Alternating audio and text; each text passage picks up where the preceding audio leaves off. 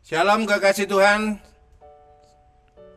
Kita jumpa lagi dalam renungan firman Allah di dalam ibadah online GAB Daat. Satu kemurahan yang Tuhan berikan dalam hidup kita boleh bersama-sama kembali untuk menikmati hadiratnya, menikmati firman-Nya. Terpujilah nama Tuhan. Kita akan masuk dalam renungan firman Allah. Kita berdoa terlebih dahulu.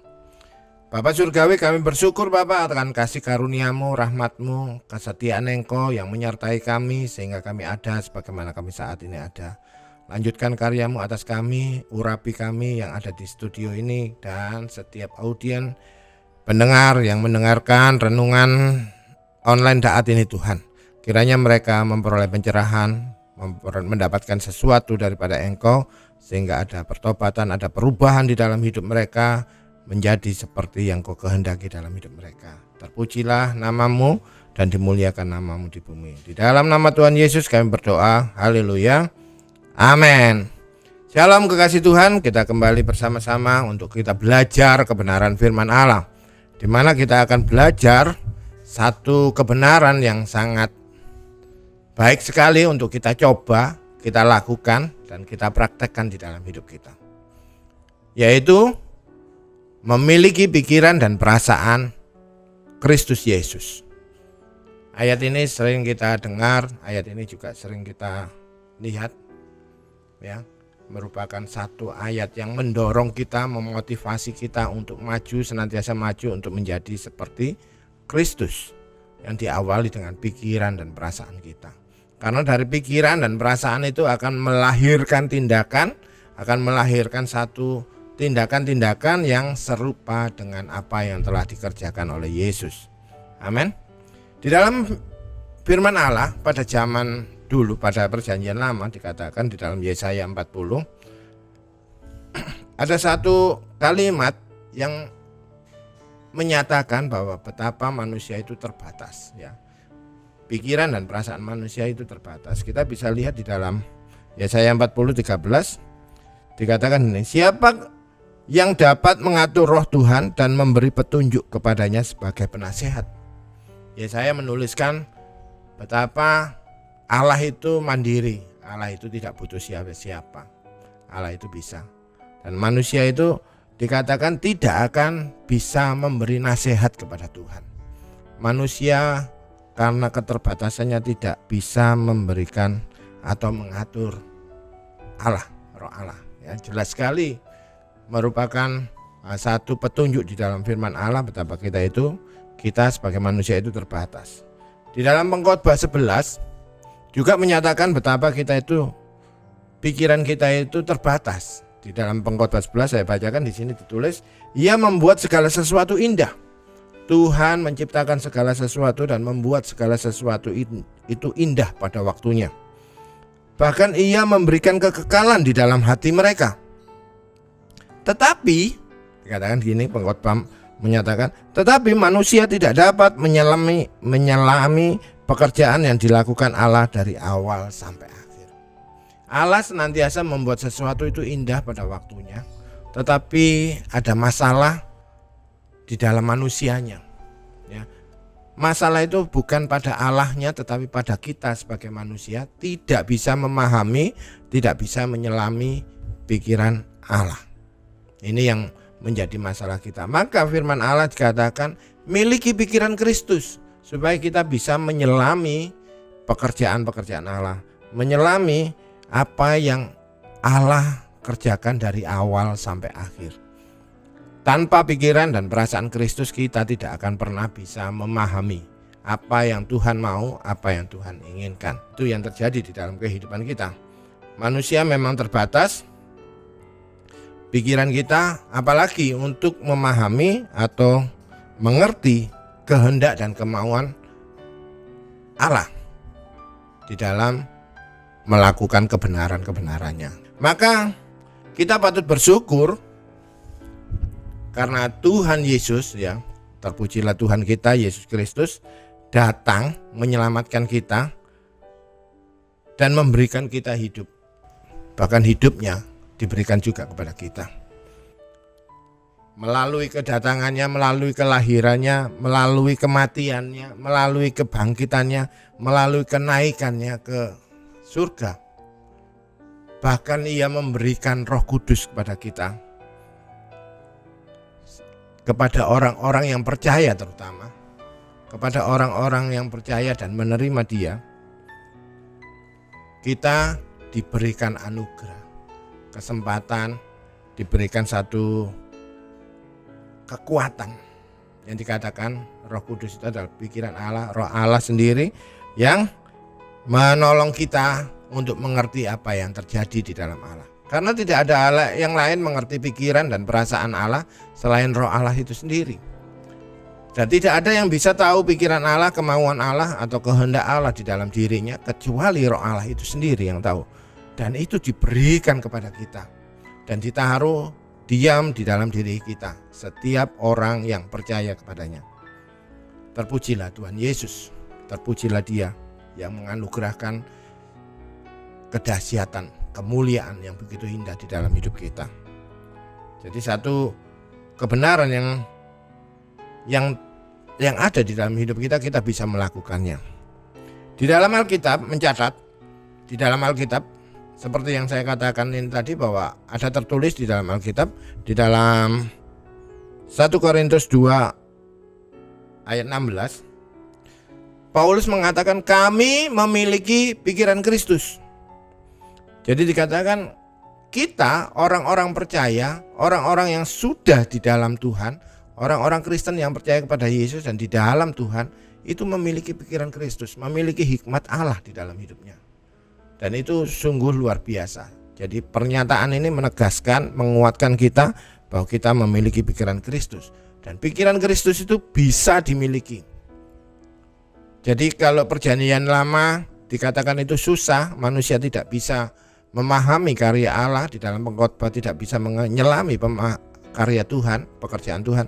Tetapi bagi orang-orang yang percaya kepada Yesus, kita yang percaya kepada Yesus, Dia akan mempunyai kemampuan untuk memahami dan menyelami setiap pekerjaan Allah sejak awal sampai akhirnya. Ya, itu satu kemurahan. Paulus di dalam ayatnya Filipi juga menganjurkan, hendaklah kamu di dalam hidupmu menaruh pikiran dan perasaan dalam Kristus Yesus, ya. Hendaklah kamu menaruh pikiranmu dan perasaanmu seperti yang ada di dalam Yesus Kristus. Ya, itu adalah pernyataan dan harapan dari Paulus melalui kitabnya, melalui kiriman suratnya kepada orang Filipi. Dan juga sampai kepada kita pada malam hari ini atau pada saat ini, kita dianjurkan hendaklah hidupmu memiliki dan menaruh pikiran dan perasaanmu seperti yang ada terdapat dalam Yesus Kristus. Apa sih pikiran dan perasaan Kristus itu? Ya. Kita kan susah ya, manusia dalam keterbatasannya untuk memahami Allah, memahami Tuhan, kita akan sangat kesusahan dan sangat kesulitan sekali untuk hal itu. Bahkan Yesus menjadi daging aja, Roh Allah menjadi daging, menjadi manusia, itu aja kita tidak bisa. Banyak orang-orang tidak bisa menerima kebenaran yang Allah kerjakan di dalam hal ini, sehingga mereka menolak kehadiran Yesus Kristus sebagai penyelamat di bumi ini, sebagai juru selamat di bumi ini, yang melakukan kehendak Bapa di bumi ini. Mereka tidak bisa menerima hal itu karena keterbatasan pikiran, dan dia tidak mengerti rancangan dan kehendak Allah di dalam. Disayangkan sekali. Terpujilah kita yang saat ini memiliki Roh Kudus di dalam diri kita dan dianugerahi Tuhan untuk mengerti, dianugerahi Tuhan untuk memahami, dikatakan diberikan kunci kerajaan Allah. Ya. Secara etis, Paulus menampilkan Kristus sebagai teladan. Di dalam memahami pikiran dan perasaan Kristus itu, Paulus menaruhkan apa yang ada di dalam Kristus itu. Paulus menampilkan Kristus itu sebagai teladan di dalam hidup kita. Secara etis itu dia taruh itu. Jadi Kristus itu menjadi teladan. Kristus itu menjadi teladan bagi hidup kita yang patut kita ikuti, patut kita Contoh, kita dinasehati oleh Paulus, saya katakan, untuk memiliki pikiran yang sama dengan pikiran Kristus. Pikiran kita itu sama dengan pikiran Kristus. Ya, jadi secara etis kita itu mengambil gambar Kristus atau Yesus itu, semua pikirannya, semua perbuatannya menjadi teladan bagi hidup kita. Dan kita berpikir sama seperti Kristus berpikir. Itu yang penting dalam hidup kita. Secara teologis, Paulus menyoroti posisi kita di dalam Kristus. Posisi kita sebagai orang Kristen, ya. Secara teologis dikatakan orang Kristen, lebih lagi orang yang sudah di dalam Kristus, ya. Bukan hanya sekedar orang Kristen, kasih Tuhan, ya. Karena begitu banyak orang-orang Kristen tetapi posisinya tidak di dalam Kristus. Ini yang fenomena yang akhir-akhir ini lebih dahsyat lagi. Mereka tidak mau pikiran Kristus ada dalam pikiran mereka. Mereka hanya sebagai orang Kristen sudah cukup, gitu ya. Jadi menganggap dirinya sudah cukup dan layak untuk diterima sebagai anak Allah. Bahkan menerima warisan surgawi.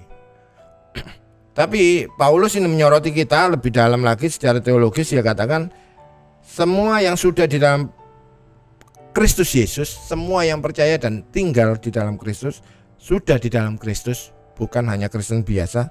Kita perlu mencerminkan kehidupan Kristus di dalam hidup kita. Ya. Bagi kita orang-orang percaya yang sudah di dalam Tuhan, yang hidupnya di dalam Tuhan, harus mencerminkan kehidupan Kristus. Itu kita menaruh pikiran dan perasaan Kristus di dalam diri kita secara teologis. Apa sih pikiran dan perasaan yang ada di dalam Kristus itu? Ya, itu kan menjadi perjalanan yang kedua. Itu tadi yang pertama. Yang kedua, apa pikiran dan perasaan yang ada di dalam Kristus Yesus?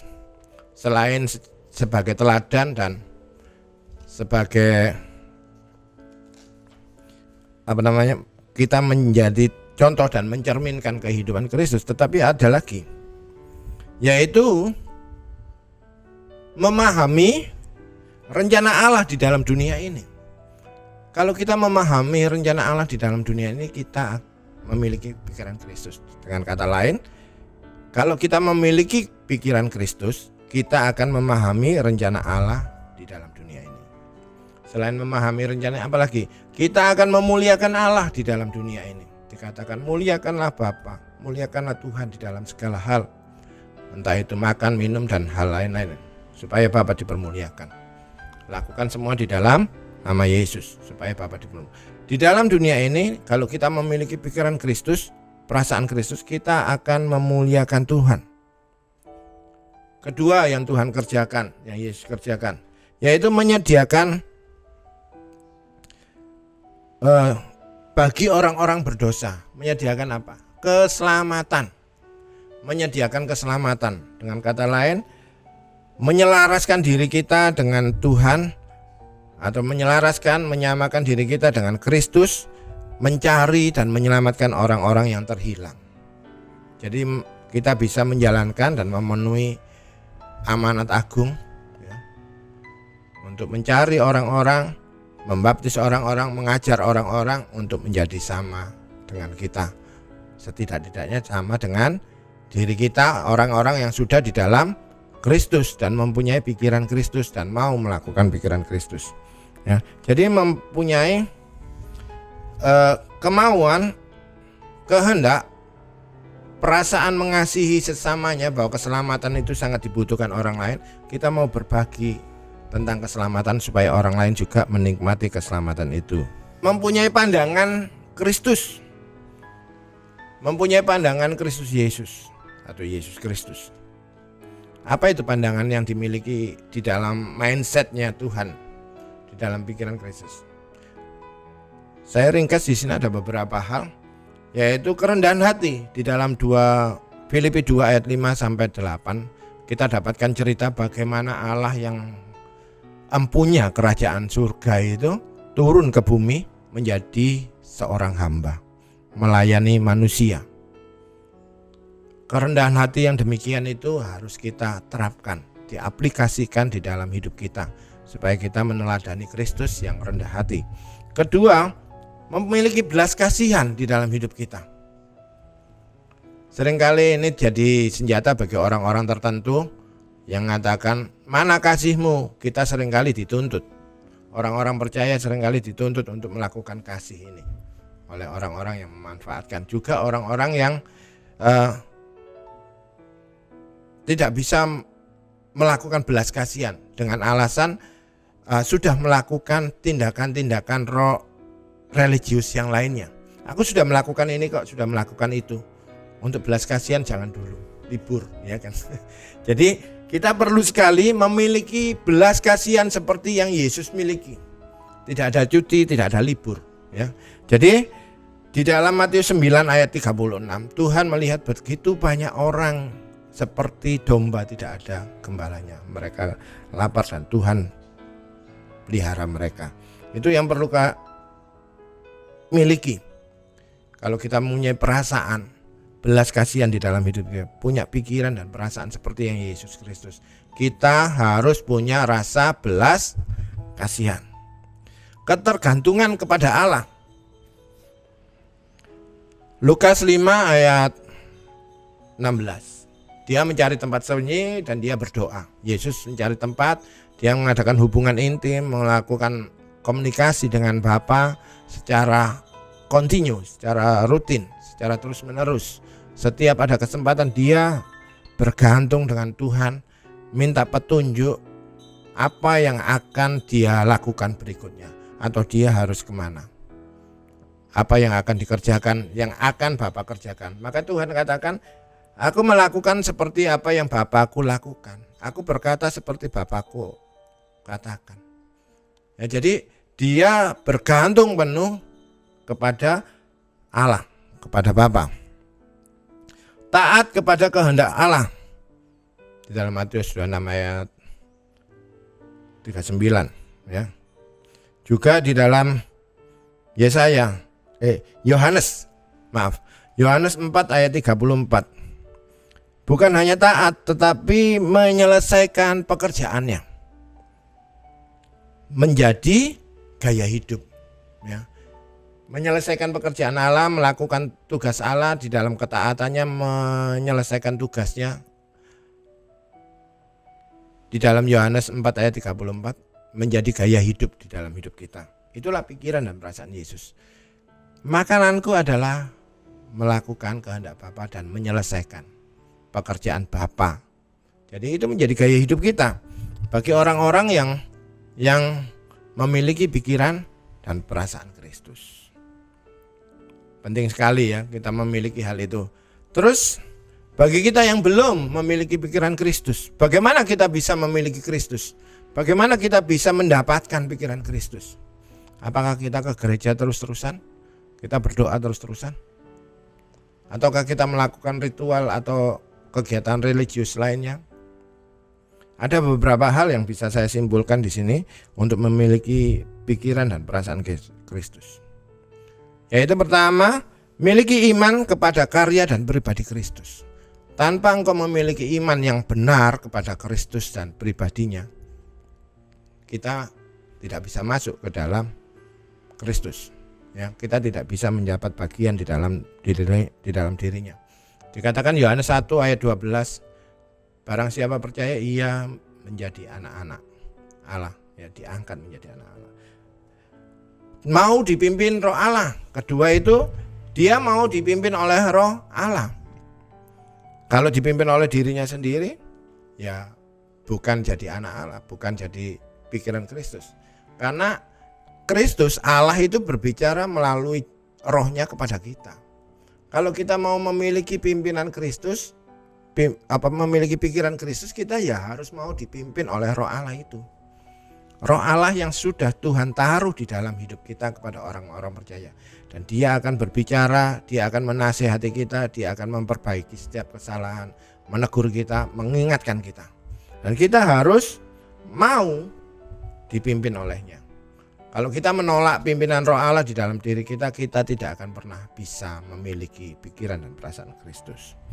Ketiga, tunduk kepada kuasa perubahan. Apa maksudnya Pak? Tunduk dalam kita itu kalau dipimpin, kita dinasehati, kita mau dan turut akan kuasa perubahan yang Allah kerjakan dalam hidup kita. Bukannya kita mengeraskan hati, kita mengeraskan kemauan pikiran kita, membentengi diri kita dengan keangkuhan kita. Bukan, tetapi kita mau ada perubahan. Perubahan mindset kita, perubahan hati kita ditobatkan. Ada perubahan karakter di dalam hidup kita. Tapi kalau kita katakan aku dari dulu ya kayak gini, dari kamu nggak tahu tak? Aku dulu itu kayak gini, inilah aku. Kalau kamu ingin tahu aku ya kayak gini nih. Nah, itu dia tidak mau berubah oleh kuasa perubahan. Walaupun dengar firman Allah mulai Januari sampai Desember, tiap minggu bahkan 2 kali seminggu pun, kalau punya prinsip demikian tidak akan pernah bisa diubahkan. Karaktermu, pola pikirmu tidak akan pernah bisa diubahkan. Oh ya saya nggak bisa, tapi Roh Kudus bisa, alasan rohani, ya alasan rohani. Sedangkan kita sendiri dipimpin Roh Allah di dalam diri kita, kita sering menolak. Kita sering nggak bisa Tuhan, enak aku kan yang sakit, ya saya kan yang terluka, gitu ya. Jadi tidak bisa. Kita harus ada tunduk dalam kuasa perubahan. Kalau kita mengalami proses, kita mengalami masalah, kita mengalami proses, ya kita ngikuti proses itu membawa kita kemana, mengubah hidup kita itu kemana, itu kita ikuti dan kita mau. Keempat adalah memperbaharui pola pikir kita, ya. Tidak lagi seperti pola pikir dunia. Kalau sering saya katakan, kita itu orang-orang kerajaan. Jangan berpikir kita itu orang-orang kerajaan Allah. Jangan berpikir seperti orang-orang kerajaan dunia. Jangan bertindak, berperilaku seperti orang-orang dunia, tetapi berpikir dan berperilaku seperti orang-orang kerajaan Allah. Di dalam Roma 12 ayat 1 sampai 2 jelas dikatakan, pembaharuan akal budimu, pembaharuan pola pikir kita. Itu perlu. Jadi bagaimana kita memiliki pikiran Kristus? Ada 4 hal ini yang harus kita kerjakan. Maka Allah akan menganugerahkan, Allah akan memberikan kita perubahan, dan kita akan melihat apa yang Allah kerjakan di dalam hidup kita, kedahsyatan dan kemuliaannya dinyatakan dalam hidup kita. Begitu penutup, saya menawarkan ini. Ayo kita semua kekasih Tuhan yang saat ini mendengar, saat ini melihat siaran ini, ayo kita miliki pikiran Kristus. Miliki iman yang benar. Bukan besar kecilnya iman, tetapi miliki iman yang besar, yang benar. Bukan besar kecilnya iman, tetapi iman yang benar. Ya, mau dipimpin oleh Roh Allah. Kalau engkau hidup di dalam oleh Roh, maka engkau harus hidup dipimpin oleh Roh Allah. Ya, tunduk dalam kuasa perubahan yang dilakukan oleh Roh Allah. Memperbaiki pola pikir kita, mindset kita, akal budi kita diperbaharui. Ya, itu perlu sekali supaya kita memiliki pikiran dan perasaan gitu. Kristus, kita berdoa. Bapa Surgawi, kami bersyukur karena kasih setiamu mengajarkan kami, karena rahmat-Mu Engkau membawa kami untuk menjadi serupa dengan Engkau, terutama dalam pikiran dan perasaan kami. Karena dari situ berawal dari tindakan kami. Karena segala tindakan kami berawal dari apa yang kami pikir, apa yang kami rasakan Tuhan. Mampukan kami dengan kuat kuasa Roh-Mu untuk kami berubah. Bukan hanya yang mendengar dan melihat, tetapi kami juga yang di sini mengalami perubahan itu Tuhan. Memiliki pikiran dan perasaan Kristus, sehingga Engkau semakin dipermuliakan di bumi ini. Memberkati GAP Daat di dalam ibadah online-nya, Engkau memberkati gembala sidang beserta seluruh keluarga dan segala yang dikerjakannya Tuhan. Engkau memberkati segala usaha untuk memuliakan Engkau, Engkau memberkati dan menyertai. Engkau memberkati Erik sebagai tim multimedia Tuhan. Engkau memberkati segala sesuatu yang dikerjakan, memberkati masa depannya Tuhan. Engkau memberkati hikmat, marifat, taruh hati dan pikiran semakin condong kepada Engkau untuk kemuliaan nama Engkau Tuhan. Di dalam nama-Mu yang kudus kami berdoa dan mengucap syukur. Haleluya. Amin. Tuhan Yesus memberkati.